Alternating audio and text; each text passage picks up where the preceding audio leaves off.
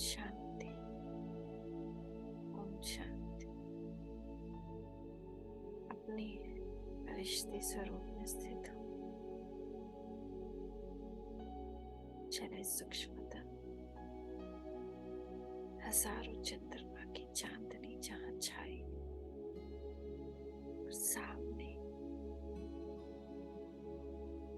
सफेद रोशनी, सफेद प्रकाश में जगमगाते फरिश्ते स्वरूप में बाप दादा मस्तक पर शिव बाबा विराजमान, ब्रह्मा बाबा ले उनसे दृष्टि। उनका वरद हस्त हमारे सर पर।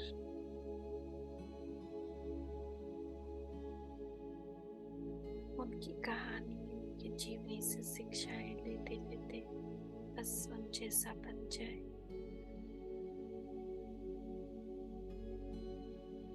यही तो है सच्चा सत्यनारायण की कथा, नर से नारायण बनने की कहानी।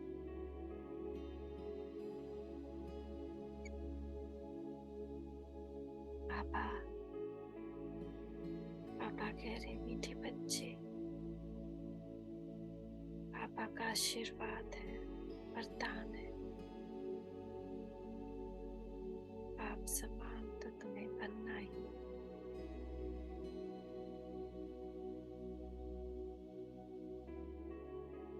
जी बाबा। तो बाबा अब आगे की कहानी।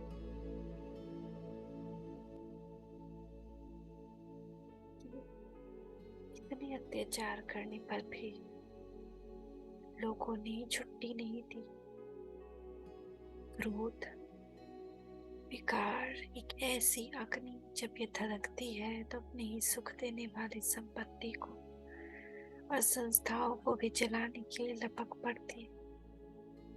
जब लोगों ने देखा कि ये कन्याएं, माताएं सत्संग में जाने से नहीं रुकती, तो उन्होंने सोचा जिस भवन में जाकर ये ज्ञानामृत पीती है, क्यों ना उसे ही धूल धूसरित कर दिया जाए। और एक दिन की बात है जब आप सत्संग भवन, जो कि लखीराज भवन के नाम से जाना जाता था, उसमें उपस्थित नहीं थे। तब उन लोगों ने अवसर जानकर उस पर आक्रमण कर दिया। उस जमघट में बहुत ही शरारती लोग थे। उन्होंने उस लखीराज भवन को चारों ओर से घेर दिया और वे दरवाजे, खिड़कियां इत्यादि तोड़ने लगे। उन्होंने भीतर घुसने की भी कोशिश करी, परंतु शिव शक्ति सेना खड़ी हो गई और उसने किसी को भी अंदर घुसने न दिया। उस मकान में आग लगा दी। क्रोध के वश हुए उन लोगों की बुद्धि में इतनी मारी गई थी कि उन्होंने ये भी नहीं सोचा कि हमारी कन्याएं, बहु बेटियां आदि अंदर है और भवन को आग लगाने के परिणाम स्वरूप वे भी अंदर ही जीते जी जल जाएंगी। जिन मुखी लोगों ने जनता को भड़काया था, वे न तो उस उपद्रवियों पर कंट्रोल कर सके, न ही इसके परिणाम को सोच सके। परंतु भावी ऐसी बनी कि किसी दर्शक ने पुलिस को फोन कर सूचना दे दी। पुलिस ने उस स्थान पर आकर सभी को भगा दिया। फायर ब्रिगेड को ने आकर आग बुझा दी। जिसका राखा साइया मार सके न कोई, पाल न बाका कर सके जो जग पैरी होए। लोगों ने 1000 कोशिश की, परंतु कुछ बिगाड़ नहीं सके।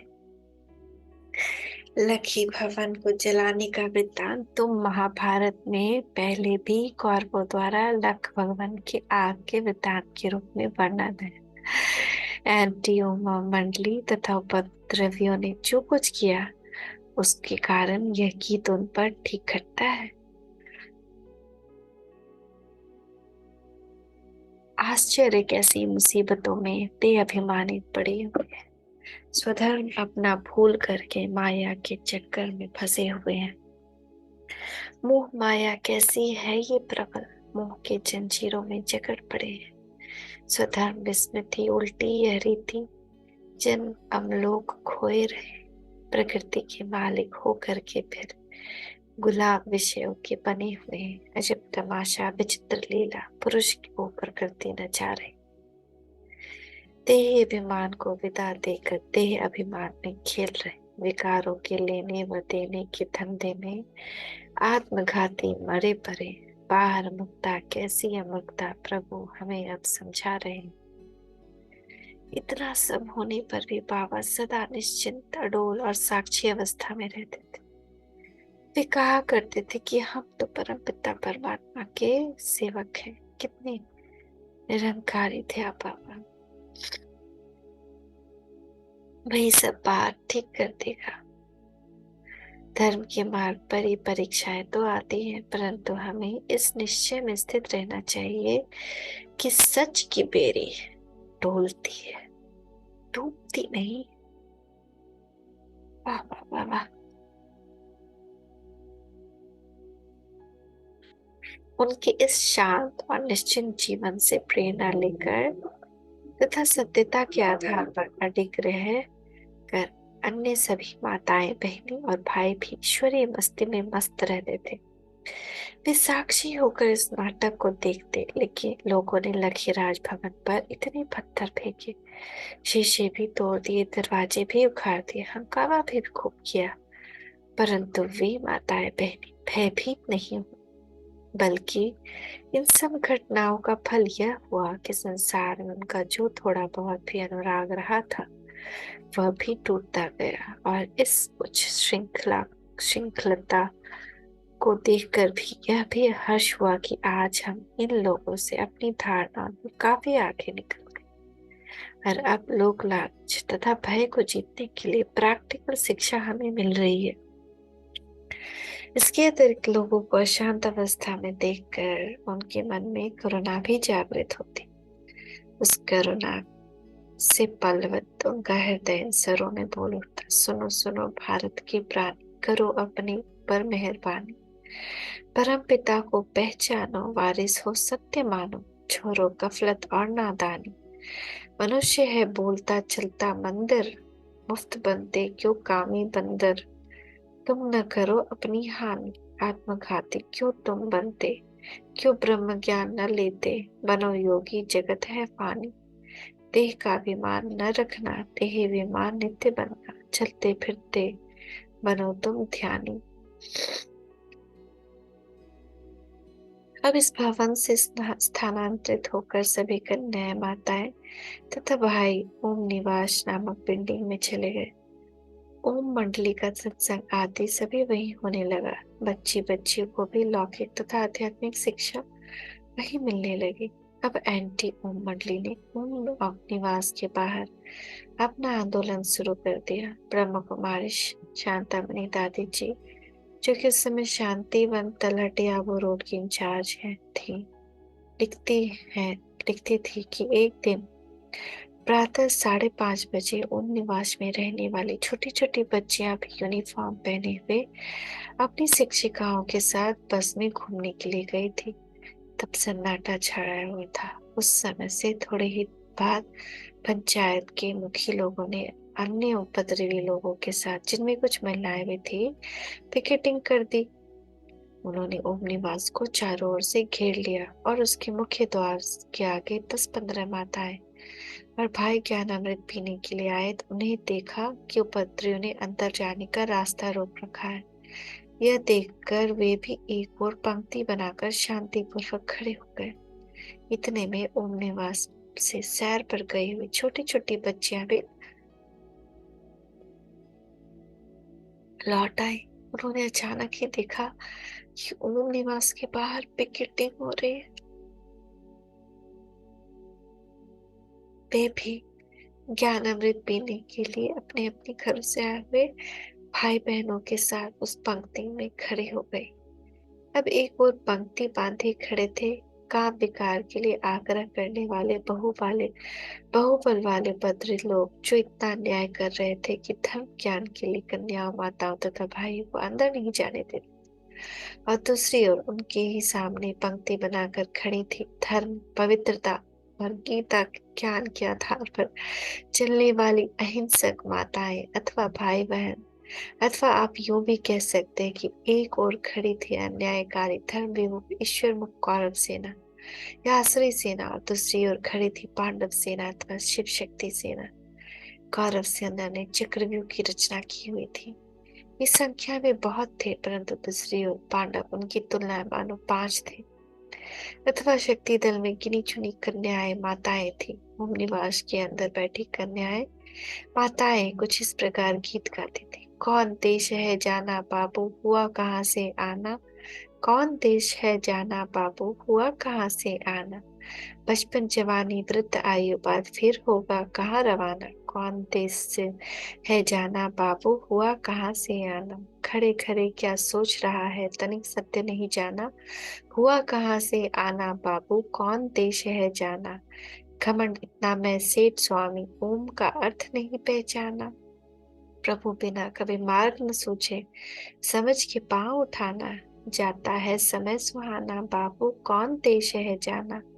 हम सो हम बाजत हरदम, यही अनादि गाना। समझे बिरला सयाना, शरीर छोड़ मिला न प्रभु, धक्का जन्म मरण में खाना। यह कर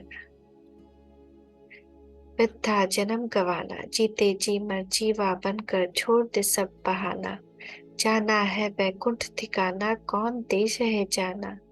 अहम आत्मा निश्चय करके, प्रभु से योग लगाना। पाना अखुट खजाना, सोचो सोचो ओ मन मूरख, छोड़ के सभी बहाना। रहा ना अब है जमाना। सारे शहर में चर्चा थी, देखिए आज कौन जीतता है और क्या फैसला होता है। शहर में घर घर जब यही चर्चा हुई कि ओम निवास पर पिकेटिंग हो रही है, और जो जो कन्याएं माताएं अपने अपने घर से 10-12 तालों में बंद थी, वे भी इस घटना के बारे में सुनकर किसी न किसी तरह युक्ति से निकल आए।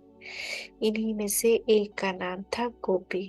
वो शहर के एक प्रसिद्ध चौधरी की पुत्री थी। तो चौधरी अथवा सेठ जी लोगों के तपाक से कहा करते थे कि वे अपनी पुत्री तथा बहू को बांध दे। उन सेठ जी को इस बात का गर्व था कि उन्होंने अपनी पौत्रियों को 13 तालों के भीतर ऐसा बंद करके रखा है कि वे लाख प्रयत्न करके भी बाहर निकल नहीं सकती। और सेठ जी इस पिकेटिंग एवं प्रदर्शन के एक नेता बने हुए थे। अचानक उन्होंने क्या देखा कि उनकी पौत्री भी वहां पहुंची है। इस घटना से बड़ा आश्चर्य हुआ और संताप भी। सेठ एंटी मंडली को बहुत धन देते थे, इस बात का उल्लेख पहले किया जा चुका है। अब इधर उपद्रवी लोग कभी सोडा वाटर की बोतलें, कभी चाय लेते, कभी कुछ और लेते। वे कई बार सामने की पंक्ति में खड़ी छोटी छोटी कन्याएं, जिसमें से बहुत सी 12 वर्ष से भी छोटी थी, उन भिखारी लोग के हाथ से कुछ भी लेने से इनकार कर देते। इस प्रकार खड़े खड़े सारा दिन हो गया, वे हिली भी नहीं। छोटी छोटी कन्याएं हिली भी नहीं।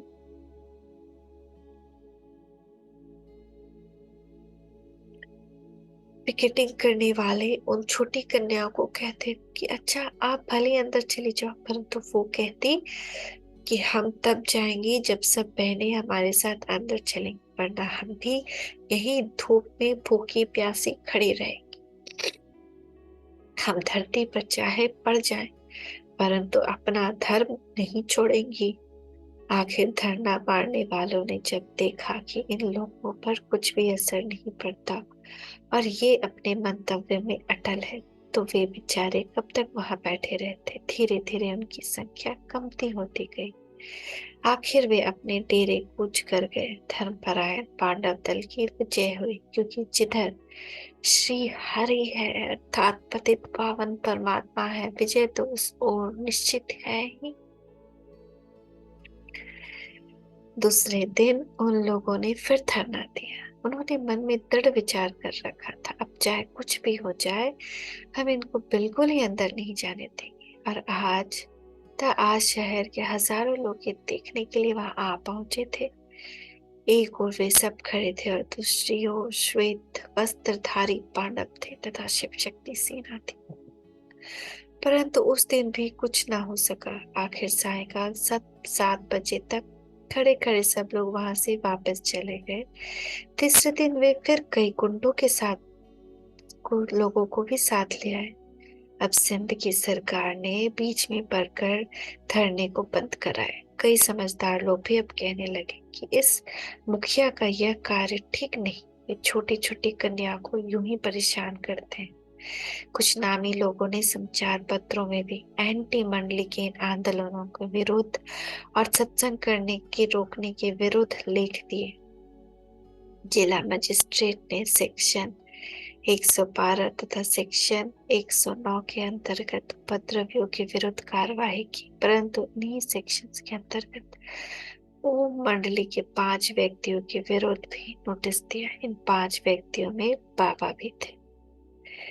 उन 5 के विरुद्ध शांति भंग करने का आरोप लगाया गया था। देखिए तो कैसा अन्याय है। उधम तो एंटी ओम मंडली वालों ने मचाया, मकान भी उन्होंने ही तोड़ा, जुलूस निकालकर पथराव उन्होंने किया तथा उन्होंने शांति भंग करने के अपराध की दंडनीय ठहराना एक न्याय संगत बात थी। परंतु जिन लोगों के विरुद्ध ये सब किया गया और जिन्हें हानि पहुंचाएगी, उनके विरुद्ध ये कार्रवाई तो सरासर अन्याय ही था। अतः ओम मंडली ने तुरंत ही यह मामला उच्च न्यायालय में पेश किया।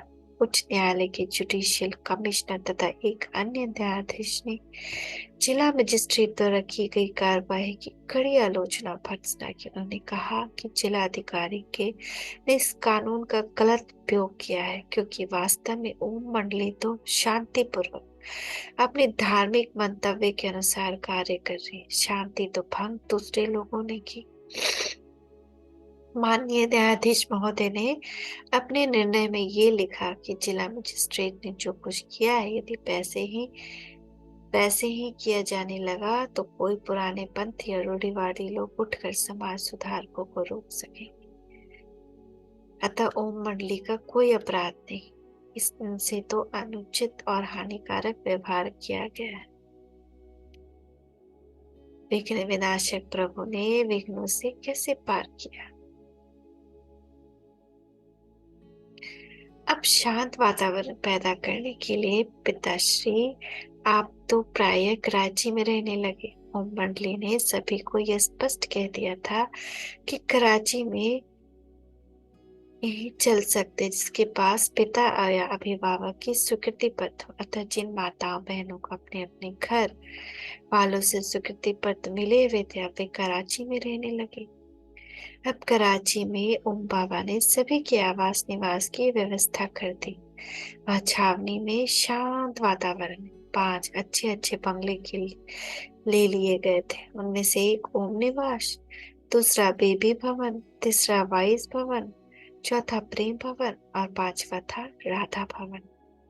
वह छोटी आयु वाले बच्चों को अलग एक बंगले में लौकिक विद्या के साथ ईश्वरीय ज्ञान की सरल रीति से दिया जाता था।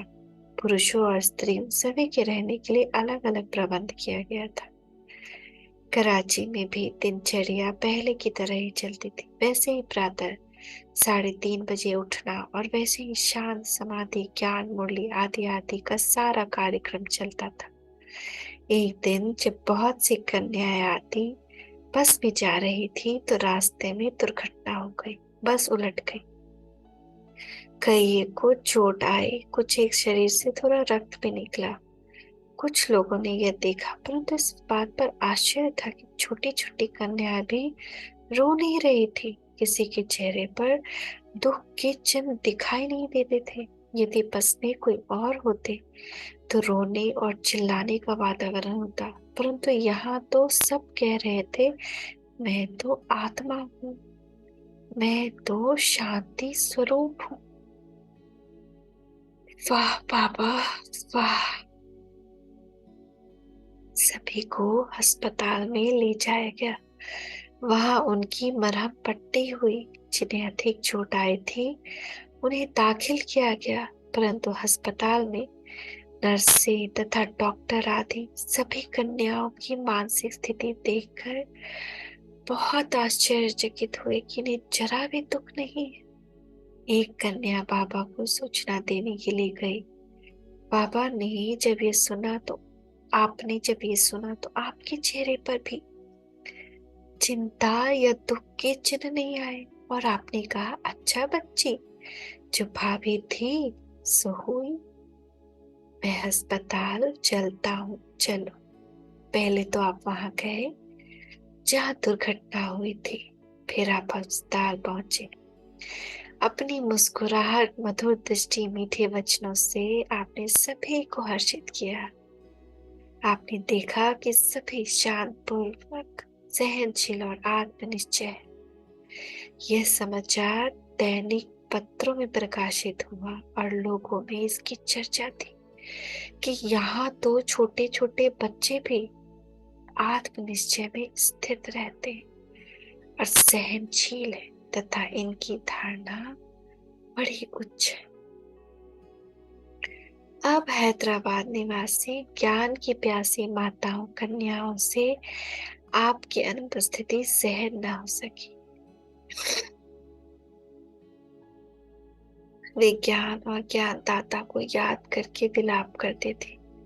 घर वालों के बंधन में पड़ी हुई वे श्रीमद् भगवत प्रसिद्ध गोपिकाएं अब आपस में मिलती थी तो परम पिता परमात्मा के लिए और ज्ञान अमृत के लिए उनकी विरह वेदना का दृश्य बड़ा मर्म स्पर्शी होता। वे रो रो कर एक दूसरे पूछती, ओ जमुना, ओ जसोदा, ओ राधे बता दे, कहाँ गयो मेरो घनश्याम, सखी मैं हित देखूं, मैं हुत देखूं, मेरे कहाँ गयो घनश्याम रे, ओ माता, ओम राधे कहाँ गयो।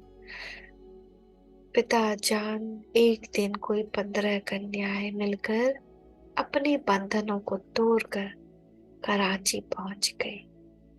उस समय उनके मन में पवित्रता का यह पाठ चलता होगा, नवेली न्यारी हम कुंवारी ब्रह्मचारी, बचपन अलबेली न्यारी हम कुंवारी ब्रह्मचारी, काम नहीं क्रोध नहीं हम सरल सहज मतवारी, लोभ नहीं कोई मोह नहीं हम सो हम गतवारी, ब्रह्म ज्ञान की नित्य ही बोली बोले, वे ज्ञानी बन ज्ञान अविनाशी खोले, हम गोकुल की अनसुईया अम्मी तुम पिंजड़े की मैना, मधुबन की गोपियां फंसे तुम भूषण और गहना, गहना गहना गहना तुम पिंजरे की मैना। वहां से ओम मंडली ने उनके संबंधियों को सूचित कर दिया कि कुशल पूर्वक यहाँ पहुंच गई, आप उनकी चिंता न करना। अब एंटी ओम मंडली के सदस्यों ने तथा अन्य लोगों ने देखा कि इतना प्रयत्न करने पर भी ज्ञान अभिलाषी कन्याएं माताएं हमारे बंधन को तोड़कर मुक्त हो गई। एक के बाद दूसरी रीति से हंगामा करने के बाद भी कुछ नहीं हो रहा था। मुखिया ने सिंध के मंत्रिमंडल पर जोर डालना शुरू किया और तत्कालीन अल्लाह पक्ष मंत्रिमंडल के हिंदू मंत्रियों को इस बात पर बाध्य कर दिया कि वे मुख्यमंत्री को धमकी दे कि यदि उन्होंने ओम मंडली पर प्रतिबंध न लगाया तो वे त्याग पत्र दे देंगे, जिससे कि उनका मंत्रिमंडल टूट जाएगा। वे मुख्यमंत्री पर, विधि मंत्री पर जोर डाल डालकर कुछ बालिग माताओं और सभी नाबालिग कन्याओं को भी ले गए और उन पर उन्होंने 100 गुना अधिक अत्याचार शुरू कर दिया। यहाँ तक कि एक कन्या का तो अंदर वियोग में रहते रहते और सितम सहन करते करते देहांत भी हो गया। और दूसरी ओर उन्होंने समाचार पत्रों के संपादकों को भड़काया और उन पर पैसे देकर दबाव डालकर उनके मुख्य लेख लिखवाए। तीसरी ओर उन्होंने शरारती लोगों को उकसा दिया कि ओम मंडली की कन्याएं माताएं कहाँ भी मिले वे उन्हें अपमानित करे तथा उनके विरुद्ध हल्ला गुल्ला करे। चौथी, उन्होंने कुछ लोगों से कहकर न्यायालय में सहवास अधिकार के लिए मुकदमे चालू कर दिए।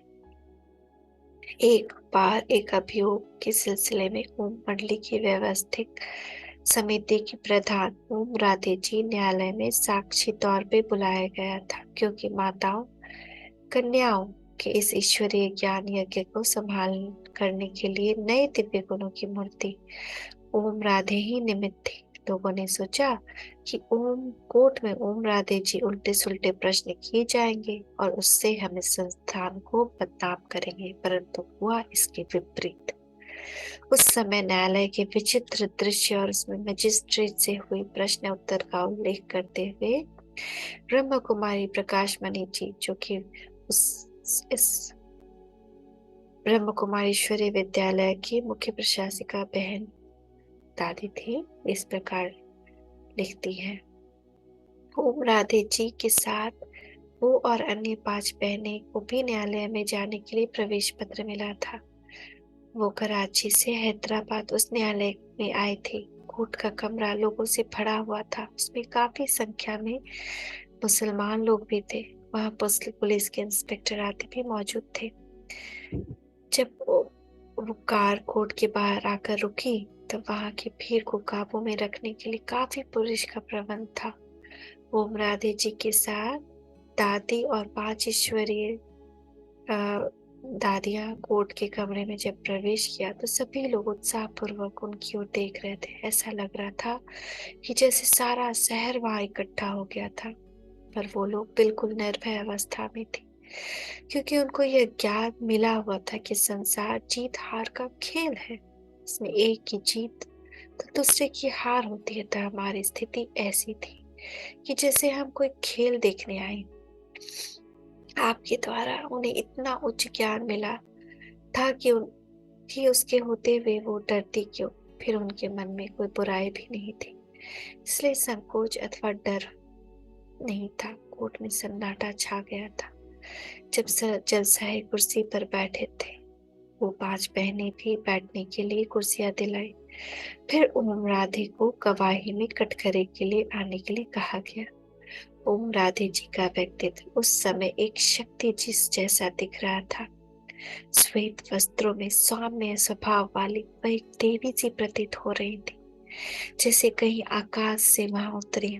राधे जी वहां ठहरने पर जज ने कहा, पहले गीता पर हाथ उठाकर कसम शपथ लीजिए कि आप सच बोलेंगे। ओम राधे, क्या कसम उठाना है, क्या बोलना है? जज, आप गीता को हाथ में उठाकर यह कहिए कि मैं भगवान को हाजिर नाजिर देखकर जो कुछ कहूंगी सब सच कहूंगी। ओम राधे, जज साहब, मैं इन आंखों से तो आपको ही हाजिर नाजिर देख रही हूँ। भगवान को तो इन नेत्रों से देख नहीं सकती। तब भला मैं इस झूठी कसम को कैसे लूं कि मैं भगवान को हाजिर नाजिर देखती हूँ। मैं तो आप आत्मा को ही जज के रूप में देखती हूँ। इसलिए अगर आप कहें तो मैं ये कठम कसम उठा सकती हूँ कि आप आत्मा जज साहिब के रूप में हाजिर नाजिर देखकर जो कुछ बोलूंगी सच बोलूंगी। यह विचित्र उत्तर सुनकर कोर्ट में बैठे हुए लोगों को बहुत आश्चर्य हुआ और कई तो हंसने लगे। किसी किसी ने ताली भी बजाई। कोई कोई बोल उठा, ओम राधे ने बिल्कुल ठीक कहा है। जज साहब थोड़ा नाराज हुए। उनका ऑर्डर ऑर्डर इस प्रकार के सब बोलकर सबको चुप कराया। जज साहब ओम राधे की ओर देखकर बोले, मैं कोई भगवान थोड़ी हूँ जो आप मेरी कसम उठाएंगे। भगवान के नाम पर कसम उठाना है, ये इस कोर्ट का लॉ अथवा विधान है। हम इसी विधान को तोड़ नहीं सकते। ओम राधे ने नम्रता पूर्वक कहा, जज साहब आप स्वयं ही कहते हैं कि सच बोलो। तब भला विचार कीजिए कि जब मैं या ईश्वर को हाजिर नाजिर नहीं कहती, नहीं देखती, बल्कि यह देखती हूँ कि हाँ आज हर एक मन में काम क्रोध विकार ही भरे हुए हैं, तो फिर मैं झूठी कसम कैसे लूं? जज साहब, यह कोर्ट है, सत्संग नहीं। आप जहाँ आप मुझे ज्ञान देने लगी, यह तो कानून चलता है यहाँ। आप यदि आप यहाँ इस कानून को तोड़ेंगे तो आपको अदालत का अपमान के अपराध में गिरफ्तार किया जाएगा। ओम राधे शक्ति के स्वरूप में निर्भर होकर बोली, जैसा आप इस कोर्ट की हतक से नहीं कराना चाहते, वैसे ही मैं ईश्वर जो कि आपका और हम सब का परम पिता है, उसका अपमान अथवा उसकी हतक कैसे कर सकते हैं। गीता में भी भगवान के महावाक्य हैं कि जब धर्म की ग्लानि होती है तब मैं आता हूँ। तो फिर भगवान इस संसार में हाजिर कैसे हुए हैं? परमात्मा तो ज्ञान स्वरूप, आनंद स्वरूप, प्रेम स्वरूप और निर्विकार है, परंतु आज हरेक के मन में काम क्रोध आदि विकार है और अशांति भी है। तब भला परम पवित्र परमात्मा सब में हाजिर नाजिर कैसे हुए? उस समय ओम राधे जी की आयु लगभग 21 वर्ष थी। निर्भीक अवस्था में उनके मुख से ऐसे विवेक संगत उत्तर सुनकर लोग दांतों तले उंगलियां दबाने लगे। एंटी उमंग मंडली के जो लोग वहां उपस्थित थे, स्वयं उनके मन में सच्ची बातें स्पर्श करती मालूम होती थी। ये किसी ने नहीं सोचा कि आज ऐसा कौतुक होगा। कानून से बंधे हुए जज साहिब तो अपनी ड्यूटी निभानी थी। अतः यद्यपि उनके मंतव्य को ओम राधे जी ने उत्तर झंझोड़ते हुए से मालूम होते थे, तब तो वे भी कमजोर सी आवाज में बोले, कुछ भी हो, कोर्ट के कायदे का तो नियम पालन करना ही है। तब शक्ति स्वरूपा ओम राधे जी भी बोली, जज साहिब, मैं किसी भी हालत में झूठी कसम नहीं उठा सकती। जज साहिब ने एक बार फिर कहा, अभी भी अवसर देता हूँ, सोच लीजिए, अभी भी कसम उठा लीजिए, तभी तो गवाही के लिए प्रश्न पूछूंगा। ओम राधे जी ने फिर कहा, जज साहब, मैंने अच्छी तरह सोच लिया है। अब जज साहब इस सोच में पड़ गए कि क्या किया जाए। ओम राधे जी को डराने के विचार से उन्होंने उपस्थित पुलिस अफसर को आज्ञा दी कि वो उनके हाथ में हथकड़ी डाल दे। पुलिस कर्मचारी की ओर आगे बढ़ने लगे, परंतु ओम राधे जी मुस्कुराते हुए सी निर्भय अवस्था में खड़े थे। सभी लोगों की उत्सुकता से देख रहे थे कि अब क्या होगा। अब तो शायद हथकड़ी लग जाएगी। इतने में जज साहब ने पुलिस कर्मचारियों को आज्ञा दी, ठहरो ठहरो। पुलिस कर्मचारी जंजीर लेकर पीछे हट गए। उपस्थित जनता में से कई लोगों ने फिर ताली बजाई। आखिर जज साहब ने इस तरह की कसम उठाने का आग्रह छोड़ दिया। परम पिता ने कौरवों की सभा में द्रौपदी की लाज बचा ली। अब जब साहब ने दूसरा प्रश्न पूछना शुरू किए, जज साहब, अब आप यह बताइए, आप इस सभी इतने रोकने पर भी घर बार छोड़कर बाबा के पास क्यों चले आए? उमरा थे, जज साहब, क्या आपने कभी श्रीमद् भागवत पढ़ा है? जब भगवान मुरली बजाते थे तो गोपियां उस मुरली के पीछे क्यों भाग जाती थी? तब उन पर मुकदमा क्यों नहीं चला? वह यही ज्ञान मुरली ही तो थी। जब भी हम उस ज्ञान मुरली को की सदा अभिलाषी रहती है। जज साहेब, जब कोई पुरुष लोग संन्यास लेते हैं और घर बार छोड़ जाते हैं तो उन पर मुकदमा क्यों नहीं होता? उनसे ये प्रश्न क्यों नहीं पूछा जाता? भगवान के लिए तो नर और नारी एक समान है।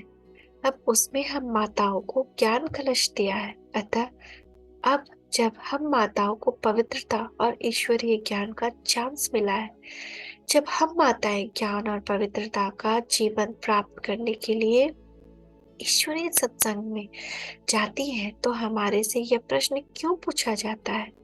जज साहब, ज्ञान अमृत पीने के कार्य में संबंधियों की ओर से हमारे मार्ग में रुकावटें पड़ती, तब वे माताओं पर जो अत्याचार करते हैं उसी के परिणाम स्वरूप ही ऐसा हुआ है। इस प्रकार जज ने कई और प्रश्न किए। एक और प्रश्न जज ने ये किया, भला बाबा से आप सबकी आंखों में डालने के लिए कौन सा सुरमा या अंजन देते हैं? ओम राधे, जज साहब, क्या आपने शास्त्र पढ़े हैं? जी हाँ, कुछ पढ़े तो हैं। ओम राधे, तो आपने पढ़ा होगा ईश्वरी ज्ञान को अंजन भी कहा गया है।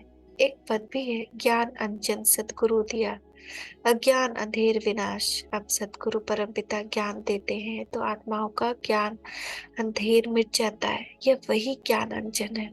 अब हमें परमपिता परमात्मा देते हैं जो हम औरों को भी देते हैं। जज, बाबा जी के कितने बच्चे हैं? जज, ओम राधे, जज साहब, हम बाबा के जी के शरीर को नहीं देखते, हम तो दिव्य चक्षु द्वारा उनके तन में प्रविष्ट हुए परमपिता परमात्मा का अनुभव अथवा दिव्य साक्षात्कार होता है। अब आप ही बताइए कि भगवान के कितने बच्चे हैं? क्या कोई मनुष्य पूरी गिनती कर सकता है? भगवान तो त्रिकुल त्रिलोकीनाथ है, सभी उनके बच्चे हैं। केवल हम उनकी बच्चियां बच्चे नहीं, बल्कि आप भी उनके बच्चे हैं। जज साहब, ये सभी उत्तर शांत होकर सुनते रहे और लिखते रहे। ओम राधे जी भी कटघरे से नीचे उतरकर हमारी ओर आए। जनता ने एक बार फिर तालियां बजाई। विभिन्न समाचार पत्रों के रिपोर्टर अथवा संवाददाता भी कोर्ट में बैठकर ये प्रश्न उत्तर लिख रहे थे। वो जज से विदाई लेकर चली आई। दूसरे दिन प्रातः उन्होंने कराची से लौटकर बाबा को आपको सारा समाचार सुनाया, परंतु आपको समाचार पत्रों द्वारा पहले ही सब मालूम हो गया था। आप शांत, साक्षी और निश्चिंत अवस्था में थे। अब कराची में कन्याएं, माताएं और परिवार ज्ञान अमृत द्वारा अपना जीवन उच्च बना रहे थे, परंतु वहां जाने पर भी लोगों ने विरोध नहीं छोड़ा। उन्होंने वहां भी टीएल वासवानी को भड़काकर साथ में लाया। साधु वासवानी को इस वृत्तांत के बारे में चंद्रमणि दादी जी लिखती हैं, कराची में साधु टीएल वासवानी ने कन्याओं के लिए मीरा स्कूल खोल रखा था और वे सत्संग भी करते थे। एक दिन आपने सभी बच्चों को कहा कि आप जाकर साधु वासवानी जी को ईश्वरीय संदेश भी दे आओ और ज्ञान वार्तालाप भी कराओ। उस दिन यह मालूम हुआ था कि साधु वासवानी जी ओम मंडली के विरुद्ध पिकेटिंग करने की बात सोच रहे हैं। अतः आपने उनसे कहा कि वासवानी जी को कहना कि पहले वो स्वयं ओम मंडली को अच्छी तरह देखे, वह आने वाले सत्संगियों से अनुभव पूछे, या यूं ही सुनी सुनाई बात पर कोई निर्णय न करे और बिना जाने आंदोलन करने की भूल न करे। अतः वे कुछ बहनें इकट्ठी होकर उनके पास गईं और ईश्वरीय संदेश दिया।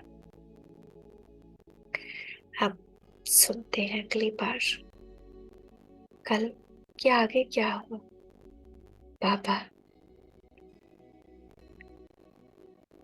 वाह वाह वाह वाह, कितने महान कार्य परम पिता परमात्मा ने आपसे कराए और कितने दृढ़ विश्वास, निश्चय बुद्धि, साक्षी दृष्टा, अटल अडोल अटल पर अडिग पर आपने ये सारे कार्य संपन्न किए।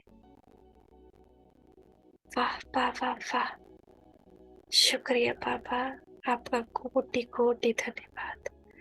ओम शांति, ओम शांति, ओम शांति।